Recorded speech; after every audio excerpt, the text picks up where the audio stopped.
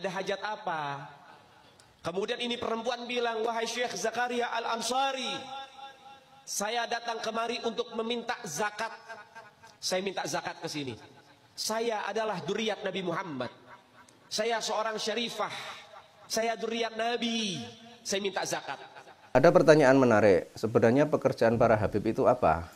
Kok hidupnya glamor, punya rumah mewah, punya mobil banyak, dan orangnya juga gendut-gendut. Kalau kita melihat di Indonesia, habib itu punya beberapa pekerjaan. Ada yang menjadi penjual minyak wangi atau minyak nyong-nyong. Ada juga yang menjadi penjual pakaian. Ada yang menjadi penjual sajadah, kopiah, sorban. Dan tak sedikit yang berprofesi sebagai penceramah. Lalu bagaimana kalau menjadi penceramah itu bisa menghasilkan uang, bisa menguntungkan? Kita simak triknya bagaimana. Ini ada seorang habib yang menceritakan suatu kejadian yang ujung-ujungnya adalah mengharap iba dari jamaah agar nanti akhirnya jamaah mengumpulkan uang, memberikan hadiah, memberikan sedekah atau memberikan infak kepada klan Ba'alwi. Zaman Al-Imam Syekh Zakaria Al-Ansari, seorang mufti besar, ulama besar. Syekh Zakaria, Syekh Khusuyu, guru di atas guru. ya. Ini kalau udah Syekh Khusuyu berarti yang ngaji bukan orang biasa. Yang ngaji itu pakar-pakar, mufti-mufti.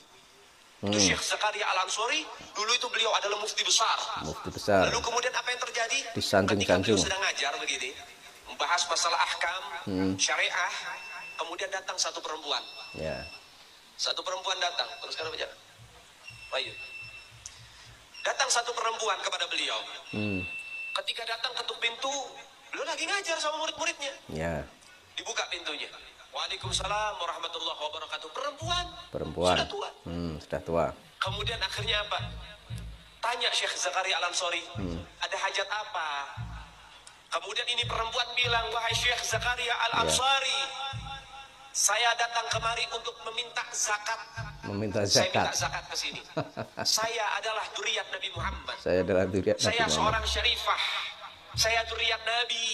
Saya minta zakat. Apa kata Syekh Zakaria Al-Ansari? Zakat gak boleh buat keluarga Nabi. Ya. Zakat itu diharamkan buat keturunannya Rasulullah.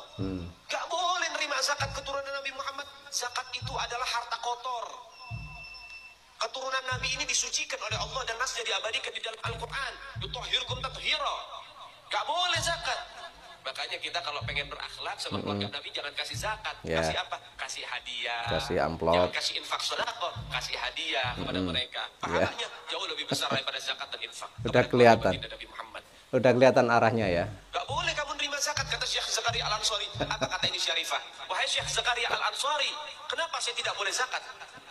Dia kata Syekh Zakaria, karena diharamkan oleh Nabi Muhammad SAW. Kemudian ini syarifah bicara, saya punya 4 anak yatim di rumah, nggak ada yang ngasih saya sebutir nasi. Mana umat Nabi Muhammad yang bicara cinta kepada Nabi Muhammad? Yeah. Mana mereka yang mengharap syafaat saya punya kakek, tapi mereka telantarkan anak cucu baginda Nabi Muhammad? Narasinya Anak saya 3 hari seperti belum itu. makan, mereka anak yatim kelaparan. Saya tidak punya apa-apa dan aku adalah seorang wanita. Nangis Syekh Zakaria Al-Ansari. Mendengar jawaban demikian, kenapa? Di zaman beliau saja, keturunan Nabi Muhammad banyak diacuhkan sama umat. Di zaman beliau saja, umatnya Rasulullah sudah nggak peduli sama keluarga baginda Nabi Muhammad. Apa yang terjadi?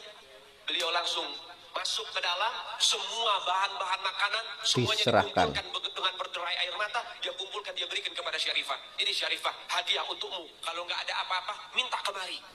Saya akan jamin daripada kehidupanmu. Setelah itu baru beliau fatwakan, mulai saat ini zakat untuk keluarga Nabi Muhammad dari majalah saya dibolehkan. Jadi ada zakat itu, ada yang memperbolehkan sampai dzurriyyat Nabi Muhammad dapetin zakat boleh. Kenapa? Baitul Mal udah nggak ada dan umat Nabi Muhammad nggak peduli sama keluarga Nabi Muhammad. Ya, itu ya. Salah satu caranya ya, triknya untuk mengumpulkan harta ya. Jadi seolah-olah Habib ini adalah dzurriyyah Nabi, sehingga menceritakan kejadian masa lalu di mana ketika itu ada syarifah yang hidupnya sengsara sehingga tidak bisa menghidupi anaknya.